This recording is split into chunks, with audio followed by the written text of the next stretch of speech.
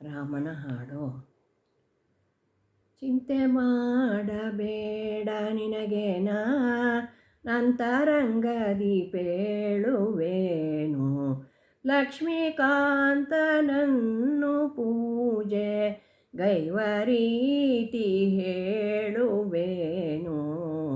ಚಿಂತೆ ಮಾಡಬೇಡ ನಿನಗೇನ ನಂತರಂಗದಿ ಪೇಳುವೇನು, ಪೂಜಿಸುವ ಕ್ರಮವ ನಿನಗೆ ಹೇಳುವೇನು ಕೇಳು ನೀನು.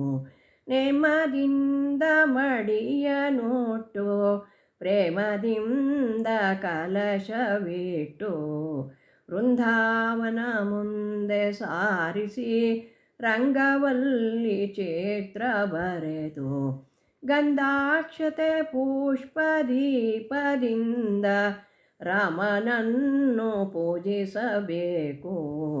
ಮರುಗ ಮಲ್ಲಿಗೆ ಪಾರಿಜಾತ ಪರಿಮಳದವನ ಖ್ಯಾತಿಗೆ ತುಳಸಿ, ತರತರದ ಪುಷ್ಪ ತಂದು ರಾಮರಿಗರ್ಪಿಸಲಿಬೇಕು.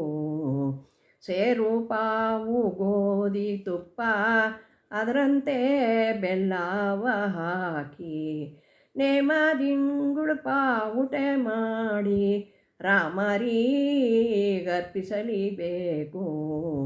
ಧೂಪ ದೀಪರ್ಘ್ಯಾಚಮನ ದಿಂದ ಪೂಜೆ ಮಾಡಬೇಕು. ಪ್ರೇಮದಿಂದ ಐದುಂಡೆ ಮಾಡಿ ಹಣ್ಣು ಹಾಲು ಇರಿಸಬೇಕು.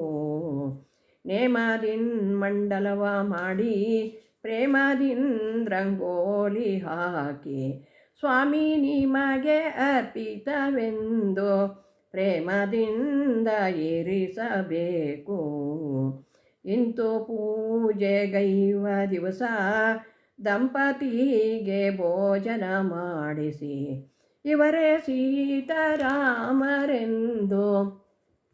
ಪ್ರೇಮದಿಂದ ತಿಳಿಯಬೇಕು.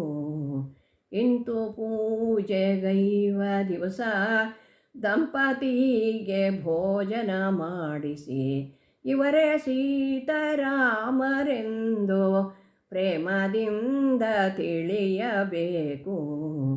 ಇಂತು ರಾಮ ಪೂಜೆಗೈಯೆ, ಇಂತು ರಾಮ ಪೂಜೆಗೈಯೆ ನೀನು ಚಿಂತೆಯನ್ನು ಮಾಡಬೇಡ, ಲಕ್ಷ್ಮಿ ಒಲಿದು ಬರುವಳೆಂದು ರಾಮ